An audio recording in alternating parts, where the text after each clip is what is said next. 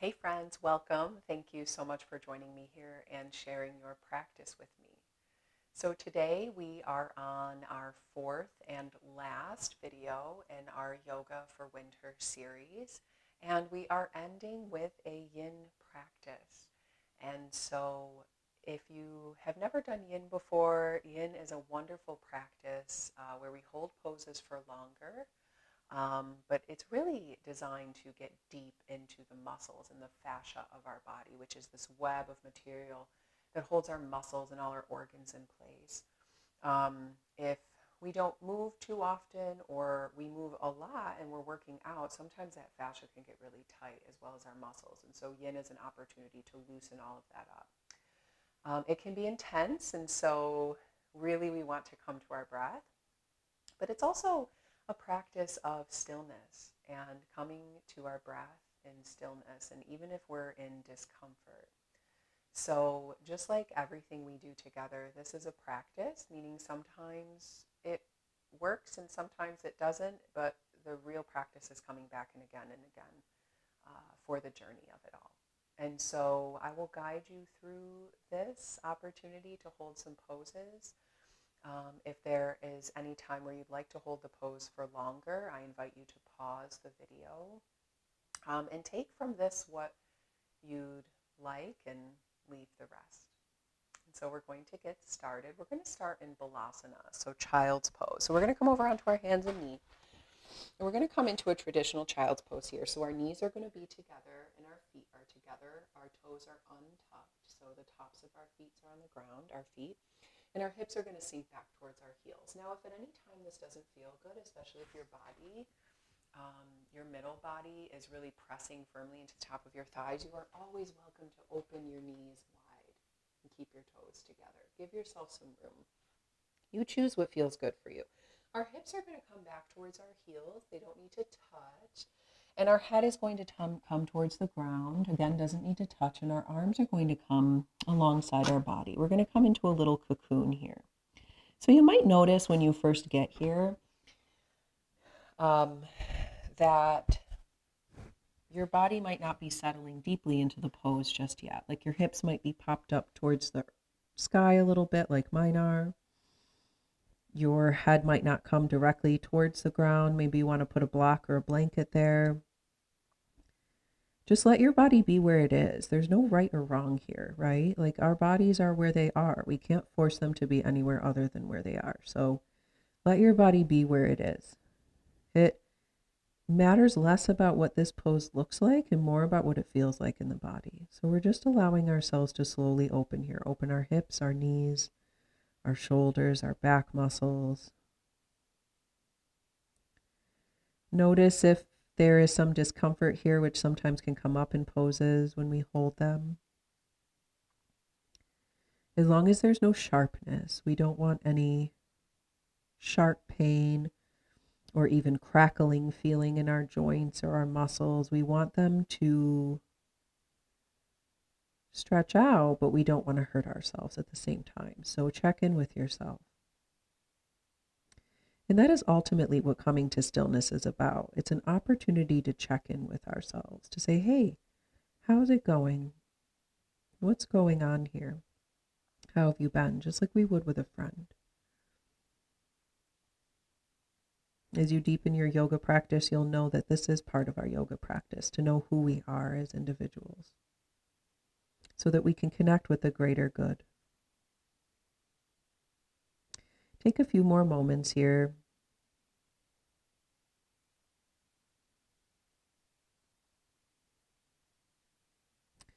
When you're ready, we're going to bring our hands alongside our shoulders, and we're just going to gently lift our head off the ground. Be gentle here. We're going to walk our hands forward, and we're going to come down onto our bellies. So we're going to lean our shoulders over our hips. We're going to keep our elbows tucked towards our body. We're going to come down onto our bellies. When you get there, rock your hips side to side to lengthen your spine down, untuck your toes. We're going to bring our elbows right in front of our bodies underneath our shoulders, and we're going to come into Sphinx pose. So pulling your shoulders, your elbows are directly underneath your shoulders. Your hands are placed on the ground. Your neck is long. pressing the pubic bone into the ground, pressing the tops of the feet and the thighs to give ourselves some leverage here. And our spine and our neck is long, so our gaze is turned down towards the ground. We don't want to crick our necks back here, keeping our neck long. Allowing that front body to open, but also those back body muscles. You might feel those low back muscles here. Just notice where you're feeling it in your body. If you feel any discomfort, come to your breath. Again, we want no sharp pains, but yin poses can be uncomfortable sometimes, and so this is a great way to practice becoming comfortable with discomfort and breathing through it. So we come deeply to our breath. Our breath is our signal to our body that everything is okay. It is our way of calming ourselves down, bringing in new energy and oxygen.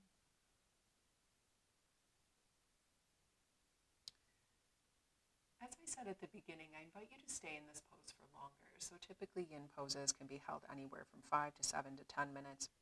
But for the sake of the length of the video, we're going to come into our next pose. So we're going to come back down onto our belly, releasing our elbows, and we're going to press ourselves back up to tabletop position. And we're going to take a pigeon pose. And so what you'll notice with some yin practices is that we go right into these poses. Typically in our yoga classes, we prepare our bodies in ways. So we stretch, we strengthen them, and then we come into our deeper poses. In yin, we come into our deep poses right away. That's how we get into our fascia. So we're going to bring our hands forward, and we're going to slide our left knee as far forward as we can. And then we're going to begin to bring our left foot out to the side of our mat as we sink down into our hips. Doesn't matter how deeply you go here to start, right? So we stop when we start to feel the stretch. So we don't want to go too deep because we don't want to feel pain here. You can stay up on your hands if that feels good. You can bring blocks underneath your hands. The top of our back foot is stretched out long. Top of the foot is on the ground. If you want, you can keep it tucked if that feels better. Our left toes are out to the right side of the mat. Our left knee is off to the left side. And depending on the angle of your knee and how far out your leg goes will depend on how loose your muscles are. So you might notice your knee is a little bit closed, and then as your muscles loosen, you can kick that leg out more so your knee comes to more of a 90-degree angle, but only go as far as you can. You might like to rock back and forth here. If it becomes available to you, you can come onto your forearms, whichever feels good here.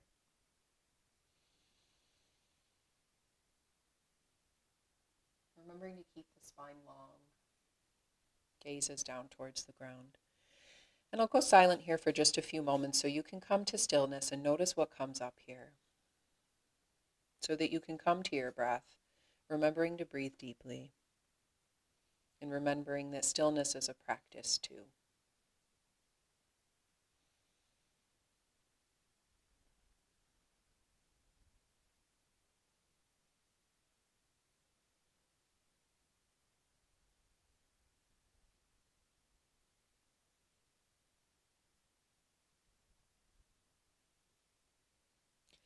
On your next inhale, if you're forward, bring your palms up again, coming up onto your hands.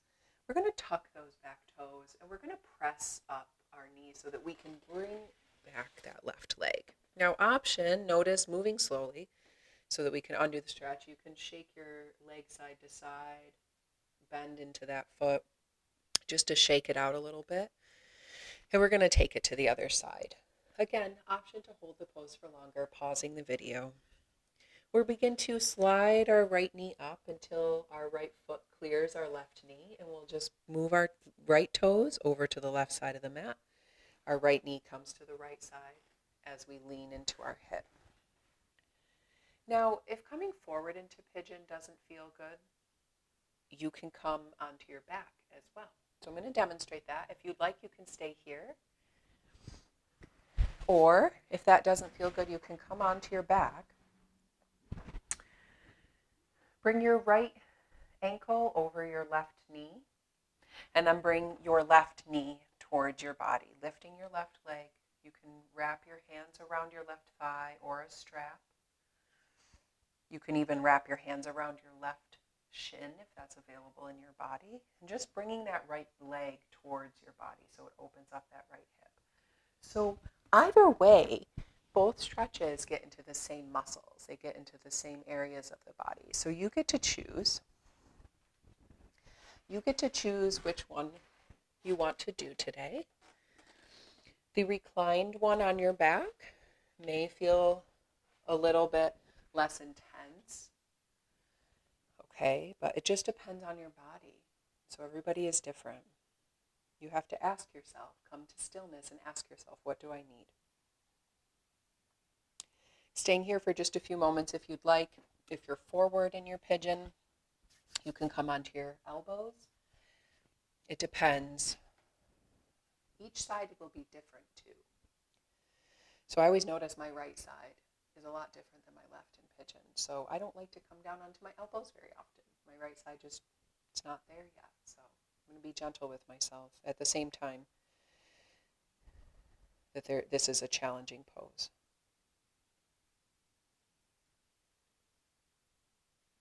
Taking a few moments here on your own to notice what comes up. Notice where your mind goes if you're feeling discomfort here.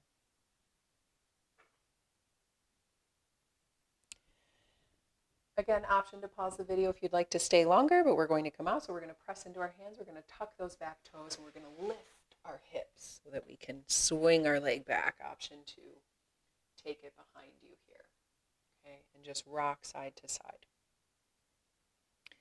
Stretching that leg long if that feels good. And then next, we're going to turn over and come onto our hips. We're going to come into fish pose. And so this is a really great pose if you want to just open up that front body, really extend that back. So we're going to extend our legs long here. Option to lay them down if that feels good, or you can stay up on your feet. And we're going to begin to lean back onto our elbows. And so our elbows, again, just like when we were in Sphinx pose earlier, similar pose in our bodies, our elbows are going to be directly underneath our shoulders. Our hands can place into the ground, or we can grab our mats. And we're going to extend our spine long first. And we're going to arch our back up towards the sky as our head drops backwards. Now, you can stay here if that feels good. So our spine is long. There's a little space here. It might be hard to see with my black shirt on. But there's a space here as we arch our spine and our head comes back. We won't stay here for too long today. But this could also be made a restorative pose if you place a block underneath your head and under your shoulders and blanket underneath your hips. So just a great example of how this goes from yin, where we're stretching and it might feel intense, to more of a restorative pose. On your next inhale, we're going to pick ourselves up. Option to stay in that pose for longer. However long feels good. Okay. And we're going to extend our left leg long. And we're going to bring our right foot right in directly inside our left thigh. Option to take this pose where you bring your right foot on the outside of your left thigh as well. That's not available in my body today, so I'm going to choose to keep my foot on the inside. You choose. Our left hand is going to come to our right knee, and our right hand is going to come behind us. Now we want to be careful we don't lean back here. We want to keep our spine long. Our left foot is engaged with the toes up towards the sky. Our left hand is pulling our right knee in towards center, and we're twisting. If you notice your body is in the way here, maybe your belly, just go ahead and move it on the inside of your thigh. Press firmly into your fingertips and twist your body to the right. Taking a few moments here to come to stillness. coming to your breath. And notice what comes up here. Are you wishing that something was different in your body? Are you wishing that you could get out of the pose and you don't want to stay here? As long as there's no pain, how can you settle into the discomfort? How can you breathe deep in acceptance of it? What comes up when we come to stillness? What comes up when we settle down, I always say. Take an inhale here. And exhale, we're going to turn back towards center, extending that right leg and just letting it long here. And we'll take it to the other side. Again, option to hold for much longer. Okay, always. Bending in that left knee. We'll take it on the inside of our right thigh, or you can bring it up over onto the outside of the right leg, whichever is best. Again, moving your body out of the way, tucking it in. Our right hand will come to our left knee. We'll pull that left knee towards center, and we're going to twist to the left. Again, remembering to keep a straight spine here. Coming to your breath. Noticing again what comes up when we settle down.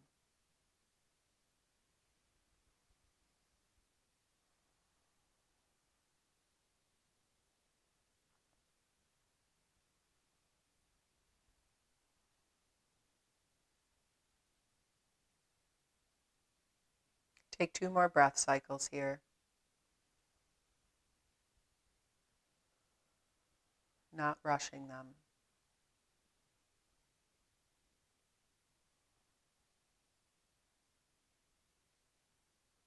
And we come back towards center. We are going to come into Baddha Konasana now. So our feet are going to come together. Our knees are going to lay out to the side. Option to take this in a reclined position as well, so lying down. So you can lay down, same action in your feet and your knees out to the side. And wherever you are, allow your knees to relax out to the side.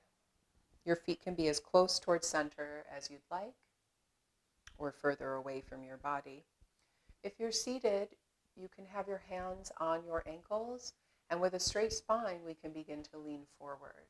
When you can't go forward anymore, keeping a straight spine, when you feel like you're going to start rounding, then you can round your neck, keeping your spine straight. If you're lying down, relax into the pose, letting your arms fall out to the side.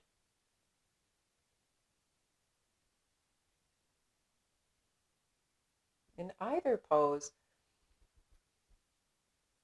allow your knees to be where they are. So allow them to fall where they are. Over time and with stillness and holding these poses, our fascia will release, our muscles will release, and they will slowly and gently open.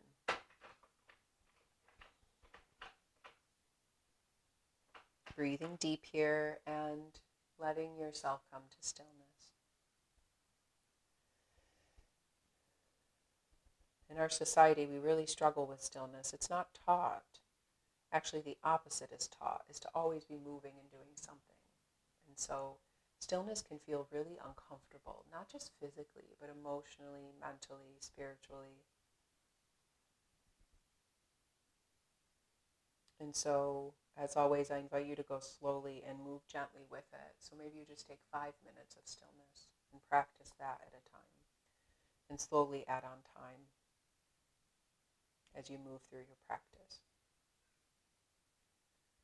We expect ourselves to go from 0 to 60 very quickly. So we're like, I'm going to practice stillness, or I'm going to practice meditation, I'm going to practice yoga asana, and we go from 0 to an hour class or 2 hours of doing something, thinking that longer is better. But really, it's about taking slow steps over time and slowly building.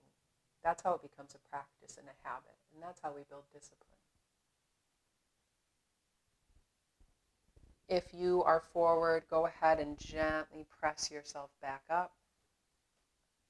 If you're lying down, option to take a Shavasana now and to come to your final resting pose. I hope that this helped you practice a little bit of stillness. Again, remembering that it is a practice, and so we come to it every time. And it's not the end result that matters, but rather the journey. Thank you so much for sharing your practice with me. May you be well.